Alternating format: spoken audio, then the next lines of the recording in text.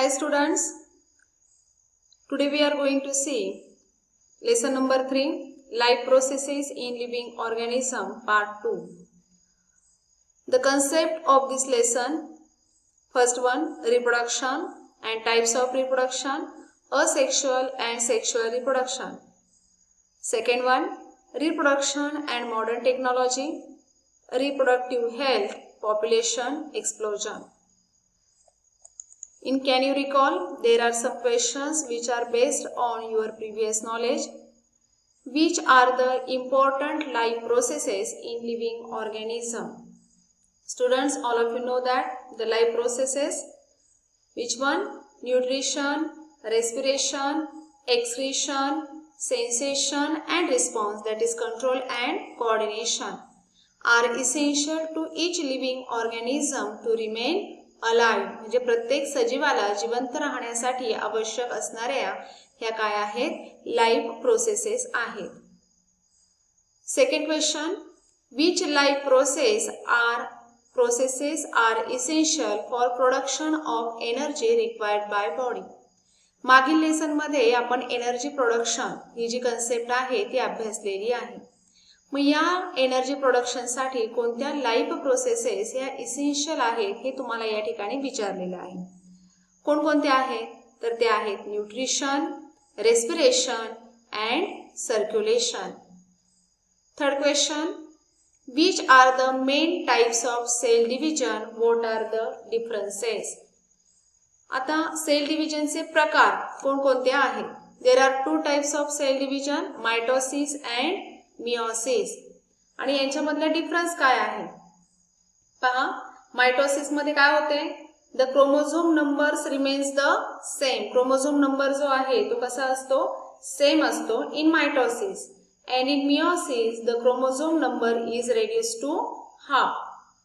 Mitosis मध्ये आपल्याला सांगता येईल की एका सेल पासून दोन डॉटर सेल जे आहेत ते तयार होतात.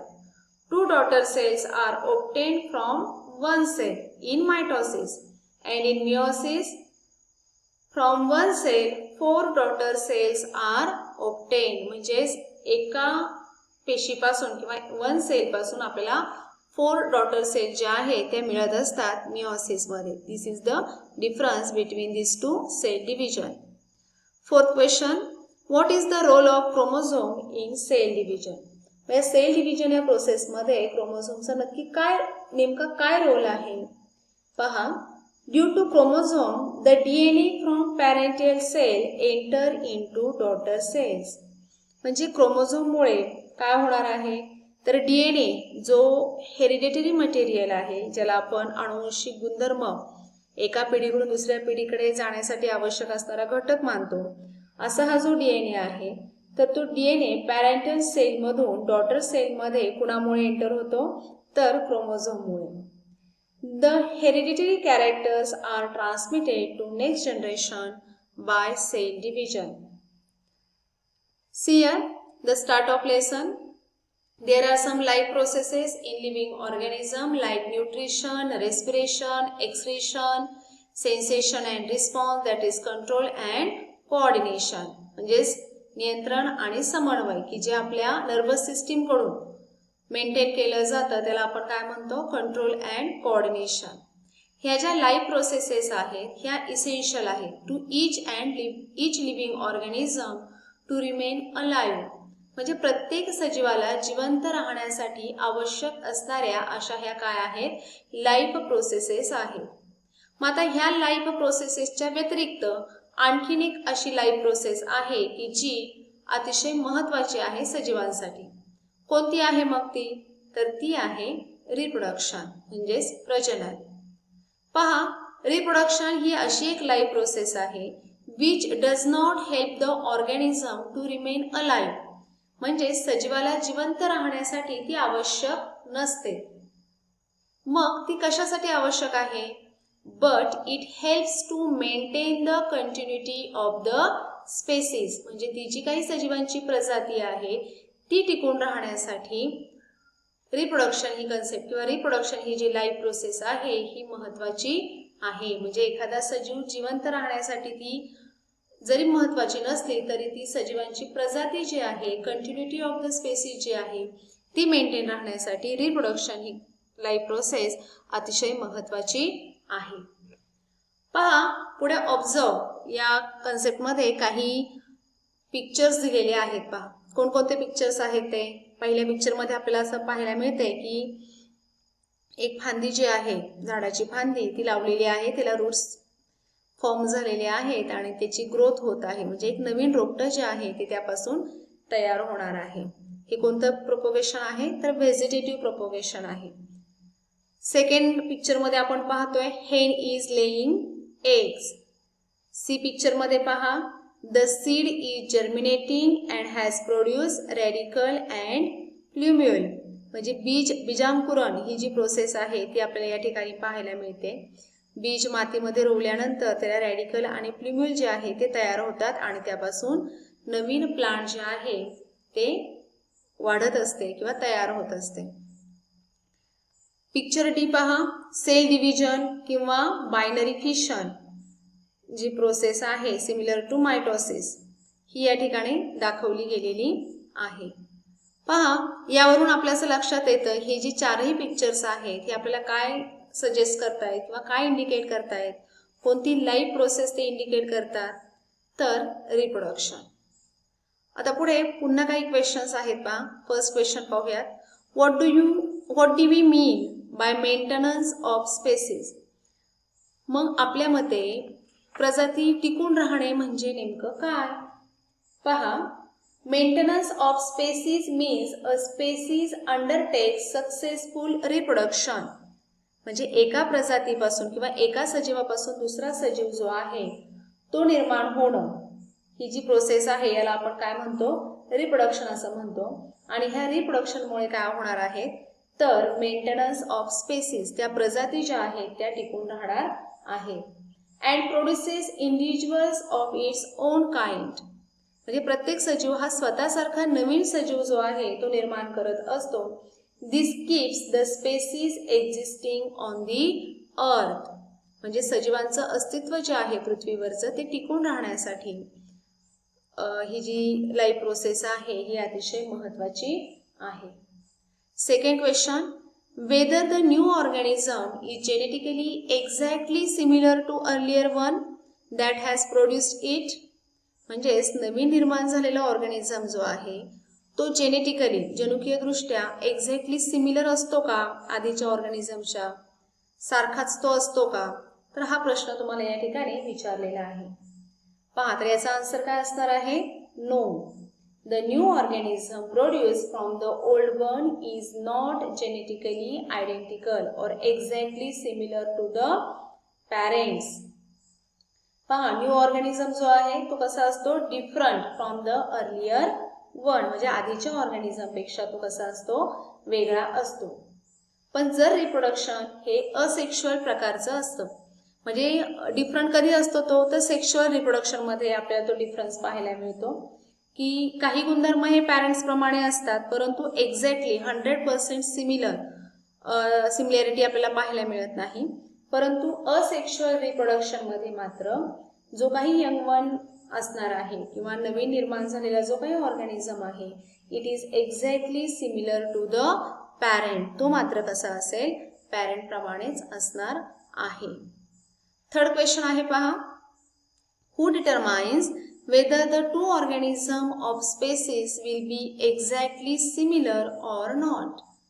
मग कोणते घटक किंवा कोण डिटरमाइन करतात की जे काही दोन ऑर्गॅनिझम्स आहेत सेम स्पेसीजचे will be exactly similar or not. म्हणजे ते अगदी सिमिलर असतील किंवा नसतील हे कोण डिटरमाइन करतात.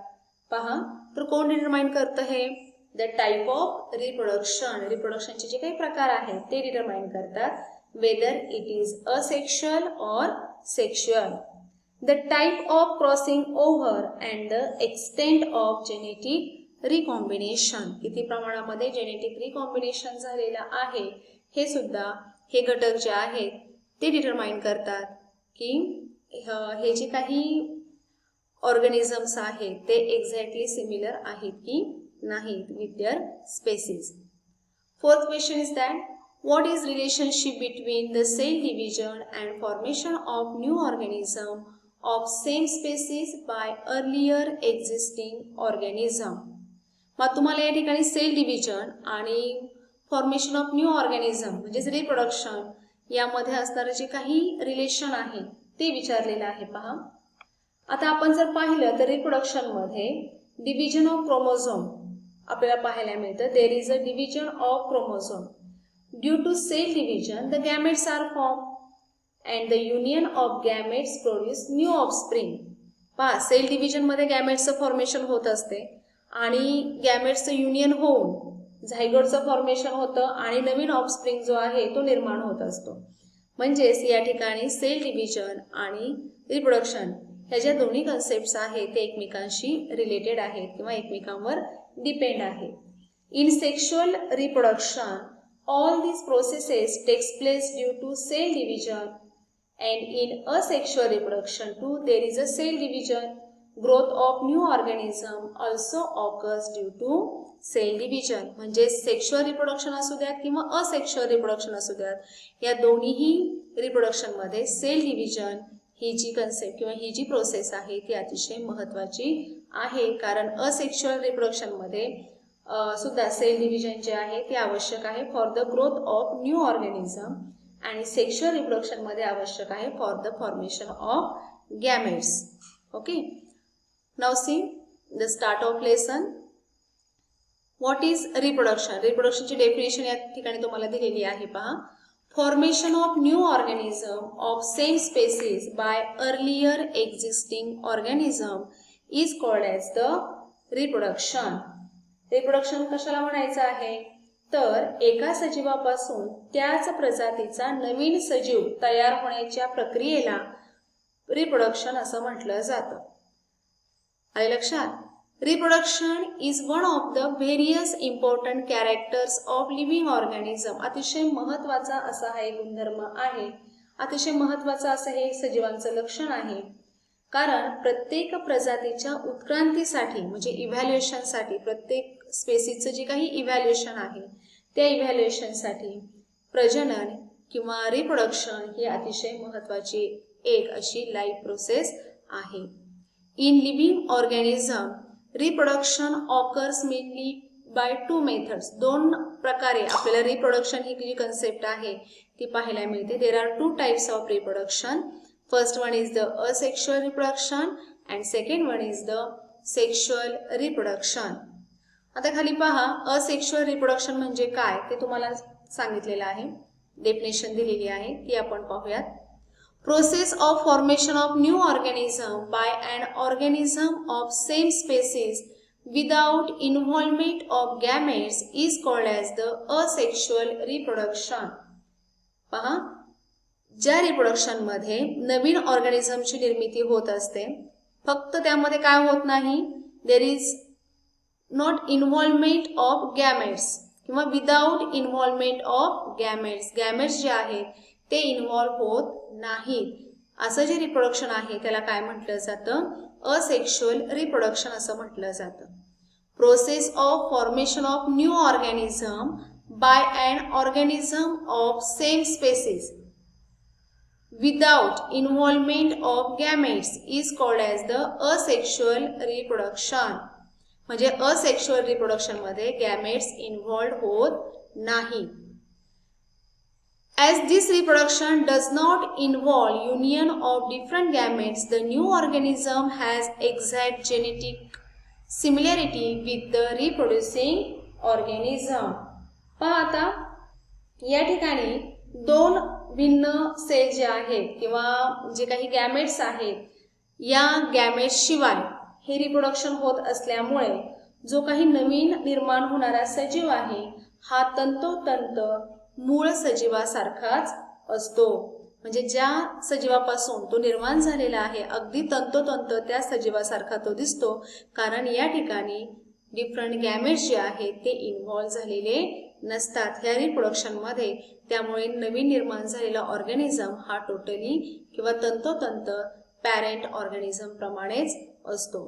दिस is uniparental reproduction and it occurs by mitotic cell division. हे जे रिप्रोडक्शन आहे हे कसं आहे तर